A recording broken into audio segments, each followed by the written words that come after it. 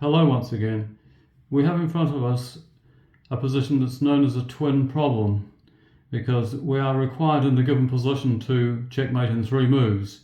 We are then set another problem by removing this bishop and also checkmating in 3 moves. So what we'll do here is we'll look at it as it stands and see what white is trying to do in this position, and it will give us an idea of not only how to solve this one, but how to solve the second one as well. Can you see what white is trying to do? Just a quick look.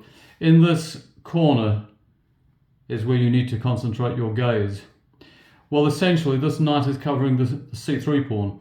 If you could cover this pawn with another piece, then knight c1 would be checkmate. So that is our objective.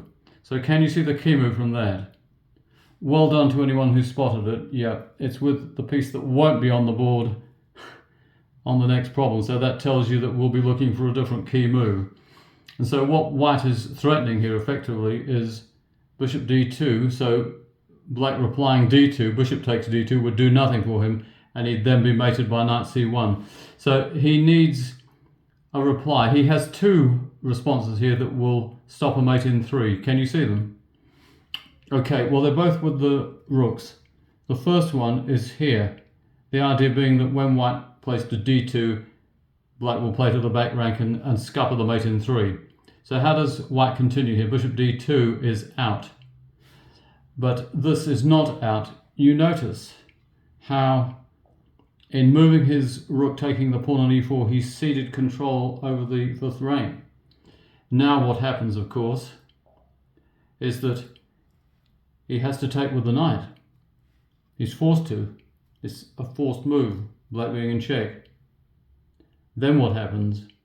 Well, the queen nicely comes to b5, and that is checkmate. Right, so that's that one nicely out the way. Let's look at the other variation.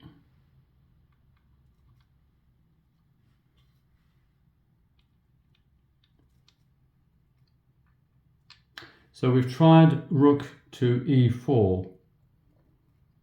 And now what we need to do is to try rook takes f4 for exactly the same reasons. He wants to get to the back rank. So how do we approach this? Is it the same?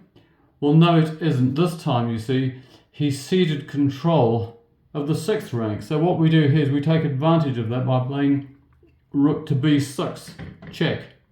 And again, the knight is compelled to take, and we have the same rejoinder with queen b5. And those are all forced moves, so that's a neat one. So let's take it back to the original position.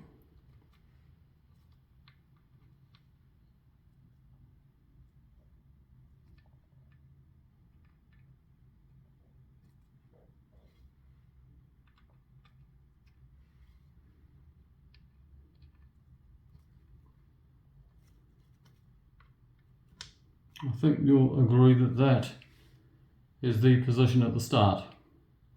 So we've demonstrated that with bishop to e3 we can checkmate in 3 moves. But what is the story when we take the bishop off the board? How do we deal with this here? We do still keep this in mind, by the way.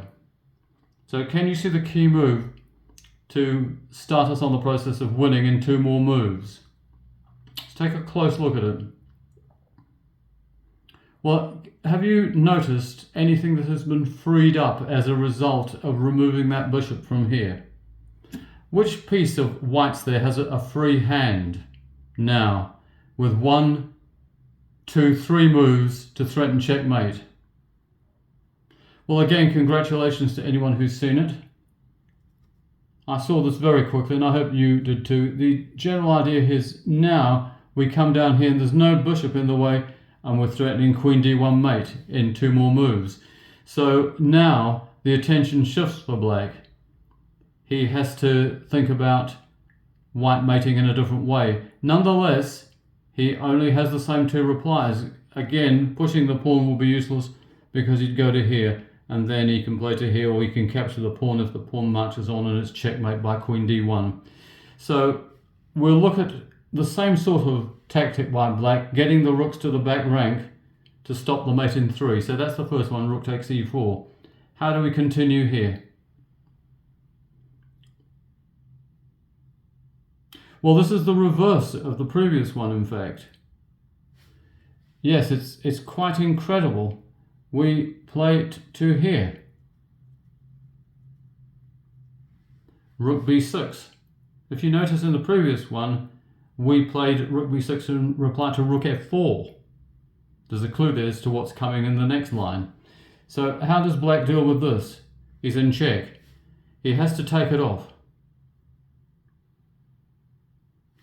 Right, now if he takes the rook, let's just get this one out of the way. Then it's knight to c5 checkmate. Alternatively,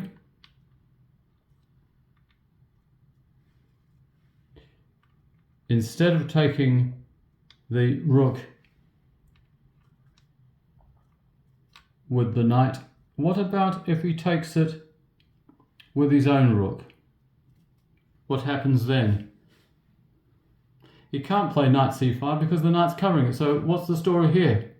Well, just take a close look at where the white queen is and where the c3 pawn is. And hey presto, I did say at the outset, we want to control that c3 pawn with another piece, and that's checkmate. Now, isn't that nice? So let's just go back to the original position. We'll leave the queen on h8. There's no need to move that out of the way.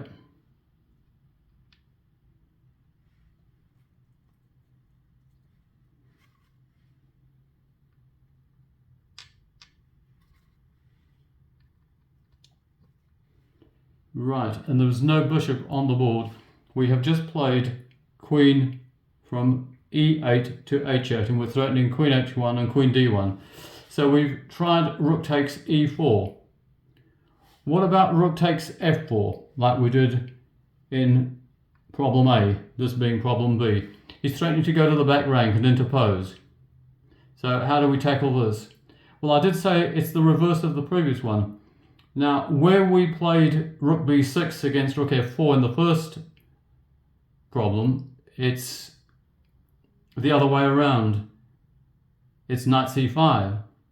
And where we met rook e4 with knight c5, we played rook b6, as you just saw. So in this one, we need to reverse the whole position. We need to say we're going to take this pawn, knight c5. We're not playing rook b6, we're playing knight c5. So what does he do here?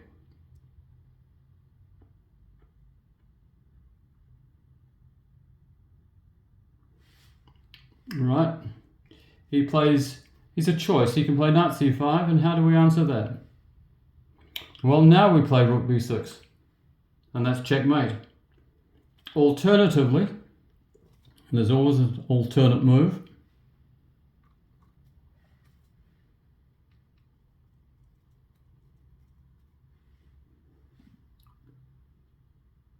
And what is it? Again, knight c5 check. We tried knight c5, rook b6. What if he takes with a rook? Well, here we run into exactly the same theme as in problem A, with the queen covering the c3 pawn. And so we play knight to c1 checkmate. Isn't that a wonderful problem?